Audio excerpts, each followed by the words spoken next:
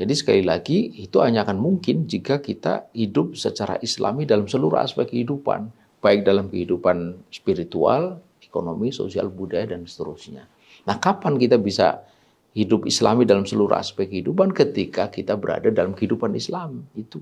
Artinya ketika syariat Islam itu kapan kehidupan Islam itu terwujud? Ketika syariat Islam diterapkan secara kafah. Nah, disitulah berkah akan kita dapatkan. Jadi berkah dalam syariah secara kafah. Gitu.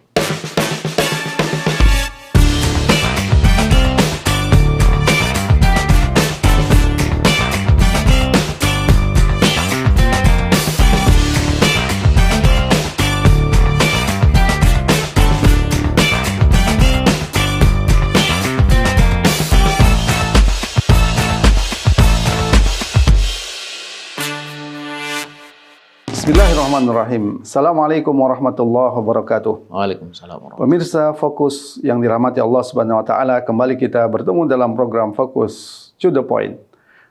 Kali ini kita akan membahas menyambut Idul Fitri dengan kebahagiaan. Ustaz Ismail Yusanto, kita tahu Idul Fitri ini adalah hari kemenangan, hari kebahagiaan. Seluruh kaum muslimin, ya, baik yang kaya ataupun yang miskin. Tapi di sisi lain kita melihat kebahagiaan itu tampaknya tidak berlangsung lama. Ya, setelah itu umat Islam akan menghadapi persoalan-persoalan yang penuh dengan penderitaan. Ya, ada kemiskinan, ada penindasan, ada penjajahan. Bagaimana ke depan kita bisa menyambut Idul Fitri penuh kemenangan dan kegembiraan ini, bukan hanya pada saat Idul Fitri, tapi untuk seterusnya.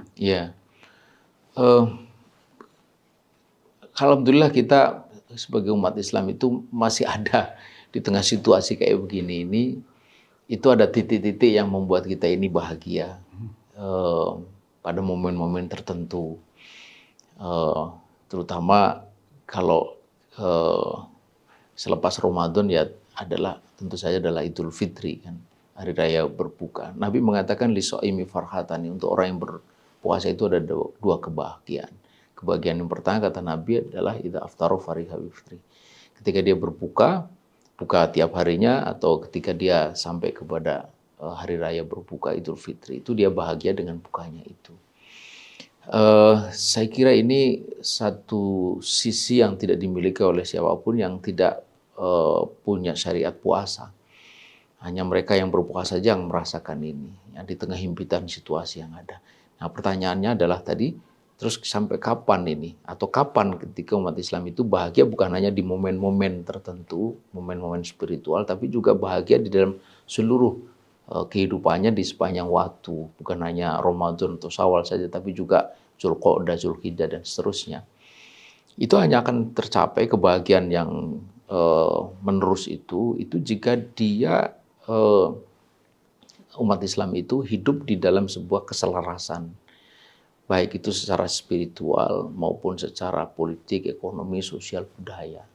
Ini hari Islam kita itu hanya dalam aspek spiritualisme, ibadah, puasa, kita Islam, Idul Fitri kita Islam. Tapi begitu masuk ke ekonomi, politik, sosial, budaya itu, kita ini berada pada sesuatu yang bukan Islam. Yang sebagiannya itu membuat kita ini hidup dalam kesusahan, penderitaan, kesusahan ekonomi, penderitaan ekonomi, kesusahan politik, ya, tekanan politik dan sebagainya gitu.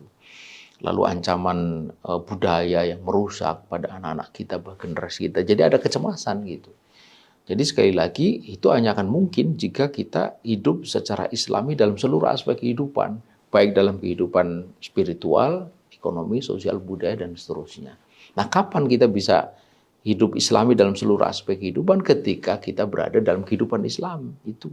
Artinya ketika syariat Islam itu kapan kehidupan Islam itu terwujud? Ketika syariat Islam diterapkan secara kafah. Nah, disitulah berkah akan kita dapatkan. Jadi berkah dalam syariah secara kafah. Gitu. Iya, namun kalau kita lihat ya, justru banyak pihak ya yang justru menolak ya penerapan syariah Islam itu sendiri. Padahal mereka adalah Muslim. Mereka kalau dikatakan apakah mereka beriman pada Al-Quran, ya mereka beriman. Ya, beriman pada Rasul, mereka beriman. Tapi mereka justru menolak penerapan syariat Islam dengan alasan radikal, mengancam dan seterusnya. Bagaimana? Ada apa yang salah dari pemikiran seperti ini?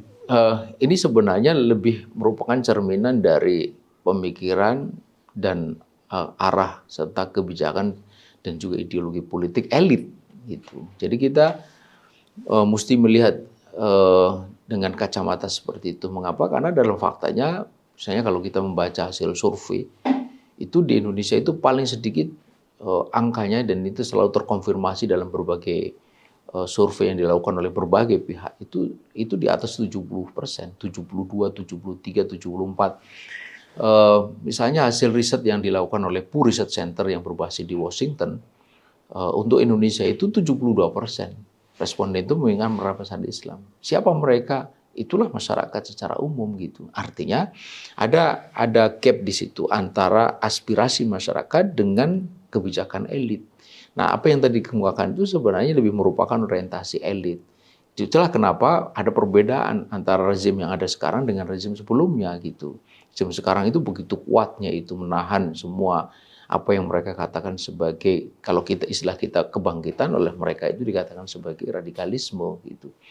Mengapa begitu? Ya begitulah orientasi politik dan kacamata politik, kebijakan politik, pemikiran politis, ide politik mereka gitu.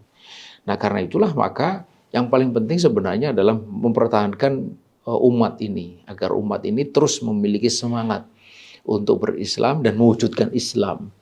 Yang itu juga terus dijaga dan ditingkatkan pada satu titik tertentu, ini akan menjadi sebuah kekuatan perubahan yang sangat besar.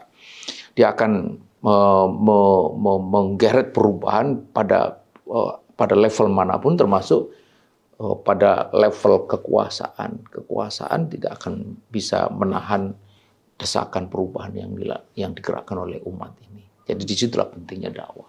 Terakhir Ustaz Ismail, kalau kita melihat kepada apa yang dilakukan oleh Rasulullah Sallallahu Alaihi Wasallam dalam kondisi sulit sekalipun, Rasulullah tetap membangun optimisme kaum muslimin. Ya, kita lihat dalam perang Khandaq, di mana kaum muslimin dalam kondisi yang sangat sulit, Rasulullah menyatakan kepada kaum muslimin akan menaklukkan Persia, Romawi, Yaman, itu negara-negara besar pada waktu itu. Sementara saat itu kondisinya sangat sulit. Nah, bagaimana kita mengaplikasikan optimisme yang dibangun oleh Rasulullah ini dalam kehidupan kita sekarang?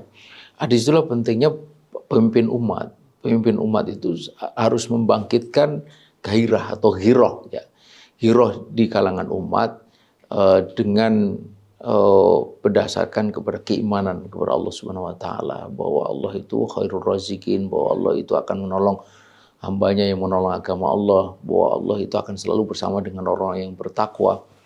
Dan idealnya itu dilakukan bukan oleh pemimpin sokol, pemimpin umat, tapi pemimpin negara gitu. Dan kita tahu bahwa Rasulullah SAW melakukan itu kan pada waktu dia berperan sebagai pemimpin negara. Pemimpin negara yang membangun optimisme di kalangan umat itu, di kalangan rakyatnya. Bukan seperti ini hari yang justru mempreteli semua hal yang berbau Islam. Yang mulai dari buka bersama, meskipun itu hanya sebatas ASN, kemudian nuzul Quran tidak ada lagi diselenggarakan. Padahal itu kan momen penting untuk membangkitkan optimisme tadi itu.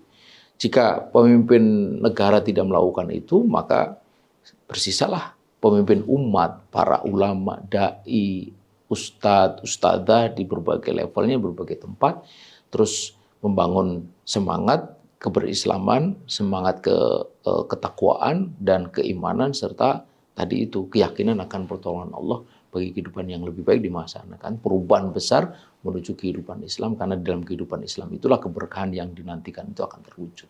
Itu. Baik Ustaz Ismail, terima kasih.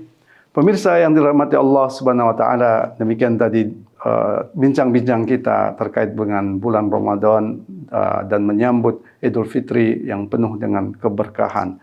Ada semangat optimisme yang harus terus kita bangun, bahwa Islam akan kembali tegak, Islam akan menang sebagaimana dahulu umat Islam banyak mengalami persoalan, namun ketika berpegang teguh pada agamanya, Allah Subhanahu wa taala memberikan kemenangan pada kaum muslimin. Semoga bermanfaat. Assalamualaikum warahmatullahi wabarakatuh. Waalaikumsalam warahmatullahi wabarakatuh.